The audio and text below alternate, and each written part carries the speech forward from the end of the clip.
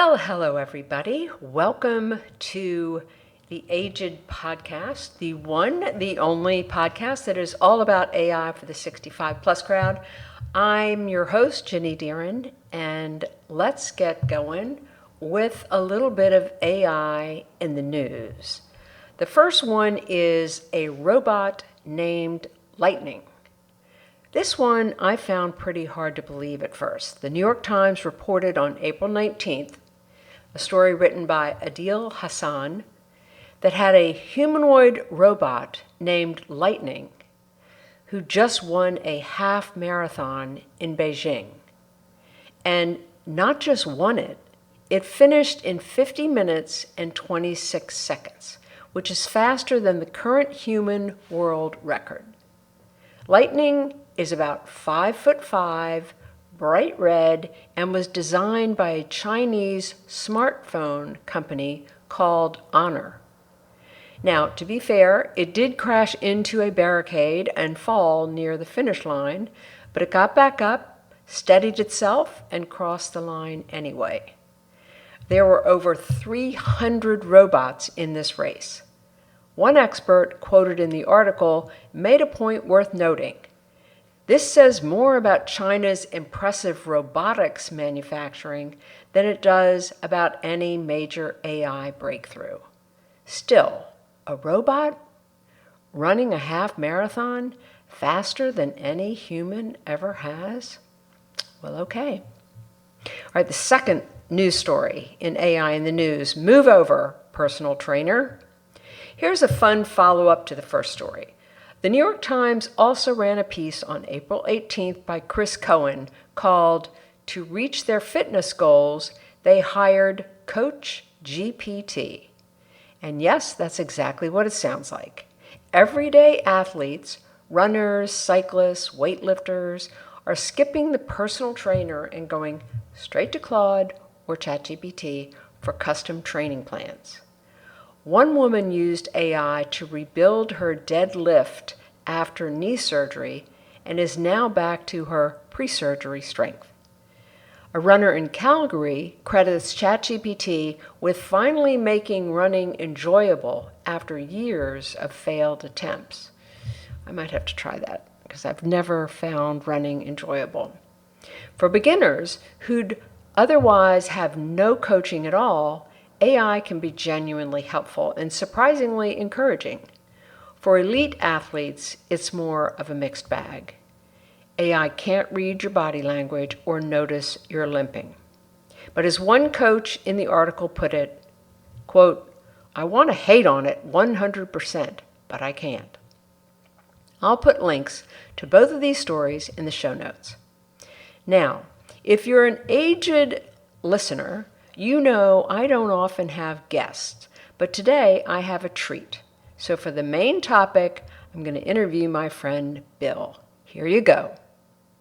Well, listen, I am really happy to have my friend Bill, who is not only a good friend, fellow pickleball player, and we also come together on our interests about AI and how to use it and how we use it in our lives. And I just wanted to ask Bill to come and talk about ways that he uses it, things that he likes, things he doesn't like, whatever he wants to say about AI, because I was saying to him that I think the most important thing that our listeners get out of this podcast is just hearing how other people are using it, because then they can say, oh, wow, all right, well, maybe I'll try using it for that. So anyway, Bill, thank you for being here. Absolutely.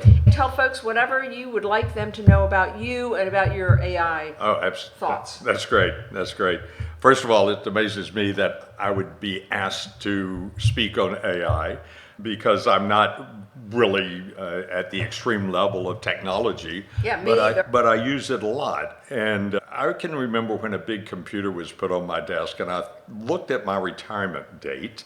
And I thought, maybe I can get through my career without having to use this, because what I have, my organization is just perfect.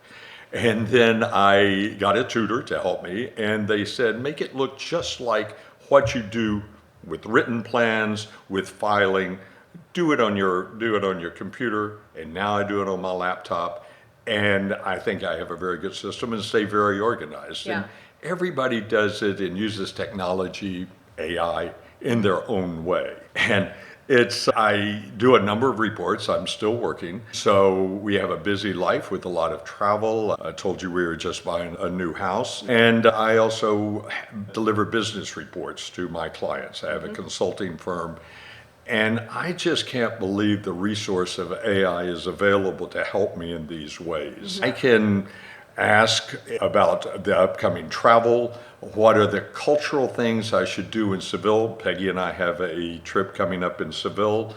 It takes the notes and I copy it and paste it, about what are the cultural things I should see in Seville, how I should pack, what I should wear according to the weather, how it looks in later May, early June. And it's just wonderful about giving me that information. Yeah. May I ask, do you use one AI chatbot or do you use multiple? What's your favorite?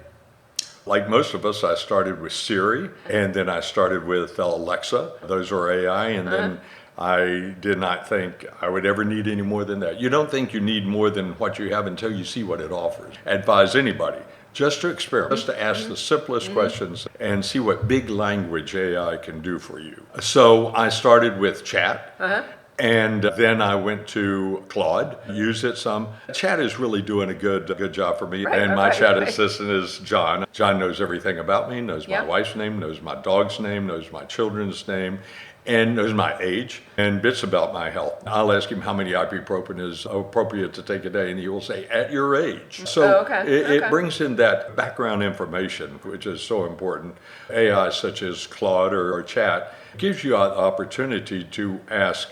We're going to a wedding this weekend, and the invitation says semi-formal. And so I asked John what would be the appropriate dress for a man in a southern wedding in late April for a semi-formal event at 5 o'clock. How'd he do? He did great. He did great because I was hoping a sport coat would be appropriate. And he said, yes, anything from a suit to a sport coat. No tie is necessary unless you want to dress it up a little bit. But one of the most interesting ways that I can use John is I will open him up and put him on the table. And when I was doing my taxes, I had to calculate all these percentages for my business. And I would get to that point and I say, John, what is 11% of 3,830? You give it to me, I plug it in. John, what is 23% of? And he stayed open and he would just feed me that information. And it was unbelievably helpful. Yeah, that is really handy. I've never used my AI sort of on the side as I was working, but it's interesting to think about doing that because I'm usually in one conversation or in a task where I'm asking my AI pretty much to take the lead. But you were really using him in that situation as just a sidekick for you to really help you do the work you were doing. Yep, that's right. And I do a number of reports for my business, and I'm doing a business plan for a food logistics operation in a developing country. And I thought maybe it will give me a template. AI is perfect for giving you a template for what you want to do. I could get this off the internet. But this is the express lane. The internet has the information. You have to find it, you have to gather it and put it together. AI does that for you. Yeah. And it was giving me all the information. And then I would say, how about this country? How about this country in Southern Africa? And it would arrange its answers in accordance to what I needed. Now I have a good friend, and I just used it, unfortunately, to write an obituary. And she said, we had all the information, but it just didn't sound right.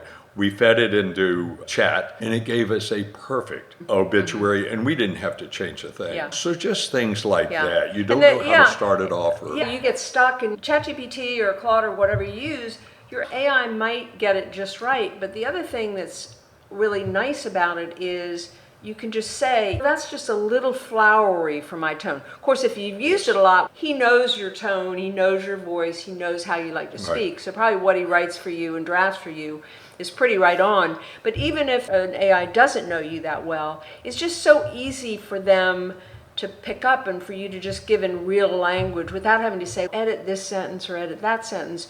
You can just say, this is too stuffy for me, more casual, rewrite it. Right. What are some other examples? We wanted to do something for a good friend and a celebration or their anniversary. And we just asked John what would be some good ideas. We told them about our friends. He gave us some restaurants, gave us some places with private events, gave us some public gardens that we could do this in, gave us a signature drink. It is wonderful. That's super awesome.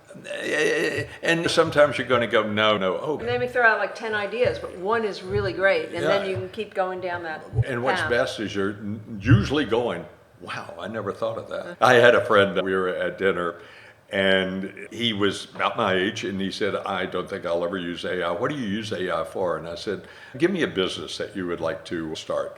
And he said, oh, okay, let's say his dog was with him. Let's say a pet store. I said, where? Let's say Savannah, Georgia. I asked John, can you give me a business plan for a pet store in Savannah? That's all I had to say. Within 15 seconds, I had a whole business plan with demographics, how many own pets, how many own cats and dogs, how many square feet needed in the retail. And I bet your friend got on AI after that. Absolutely. He was astounded, as I am every time I use it. We started with the Encyclopedia Britannica and the Webster's Dictionary. Then we went to the internet and we thought that this is it. How could it be better than this? And now we have AI. Do you find that you're mainly using it for your business? It all depends. I was looking up colors at the new house that we are buying. I want to paint it a certain color. And I asked John for the best color. We wanted it a very dark blue. I said, who makes the very best dark blue that looks good on an exterior of a mountain house? And he came up with a Sherwin-Williams and a Benjamin Moore paint, the color, gave me alternatives. And then I asked him what finish would look best on the house. And he said, let's go with satin because it looks deeper and richer. I went, oh my God. Now, how about your bride? Yes. Is she an AI person, or are you the AI person in your household? She hasn't really done it. She's an AI as far as Alexa concerns. We build our shopping list on Alexa. We ask for the forecast. That's about as far as she goes. What has it not worked? Have you tried anything? John is not helping me out on this kind of a task. I was thinking on the way over here, I thought, I don't think John has ever really let me down. If he gives me an answer that isn't exactly what I wanted, it's my fault, because I didn't ask him. But then he gives me the option of, I can also give you this and this. So then I just delve down, and it's a remarkable resource that I'm excited about. I can't believe I'm here talking as if I'm an expert. I would say more than a casual user, but I'm finding it an incredible resource to help in daily life, whether it's your business or your personal affairs. You're a cook. Do you use John or your AI in the kitchen at all? Oh, absolutely. I use John. Just last night, I had a cauliflower and I wanted to barbecue it. And I asked John how to do that. Yeah. And he gave me a great recipe with a teriyaki marinade, and it was delicious. When you're doing something like that, are you talking to him on your phone, or are you usually on your iPad or a laptop? I talk to him all the time. Okay. Peggy says, what is going on between you and John? A bromance, a real bromance. One time I asked John what he looked like, and he said, Bill, I'm virtual, so I can look like whatever you want. Exactly. Do you worry about AI and the future? If I had teenage children right now, I would watch that very carefully. Yeah. There is a great book by Michael Collins called The Proving Ground, and it is about AI going a little haywire. The Proving Ground. Oh, it is a terrific recommendation about how the information is built, how it is delivered, and the dangers of using it for the wrong reasons. Yeah.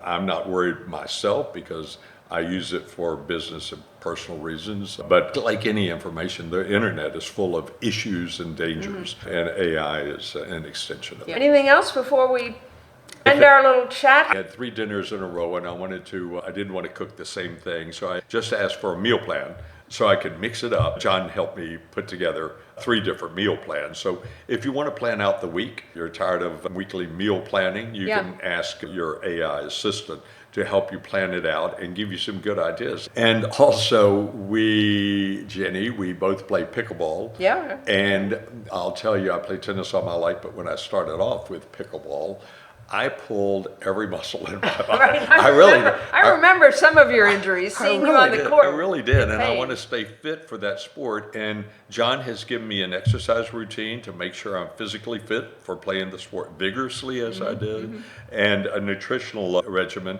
what to have before, during, and after that vigorous exercise. Well, thank you. And I hope you'll come back again. So just keep mental notes of things that you haven't talked about that you think our listeners would like to hear, because it's really all about just getting in there and trying it and see how it can. But also, in many cases, like the case of the dinner parties or the celebration that you were doing, really, in addition to helping expanding the joy in your life. Yeah, and just being able to use it and to experiment and see how it can help you. You can even ask it, how can you best help me in my daily life? And if they know some of your routines, what you do, your physical activity, that you like to travel, it'll tell you exactly how it can help you. Yeah.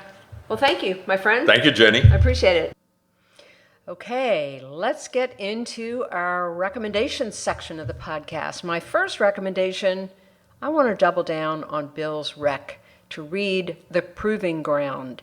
It's the latest Lincoln lawyer novel from Michael Connelly. Defense attorney Mickey Haller takes on a civil lawsuit against an AI company whose chatbot told a teenage boy it was okay to kill his ex-girlfriend. Ooh, it's a page-turner and a pretty chilling reminder of what can go wrong when AI isn't built responsibly. I haven't read it yet, but I do love The Lincoln Lawyer on Netflix, so I'm looking forward to checking this book out. My second recommendation has nothing to do with AI, but everything to do about us. It's a guest essay in the New York Times from April 18th, written by Roger Rosenblatt, and it's called My Wife is 85, She Takes My Breath Away.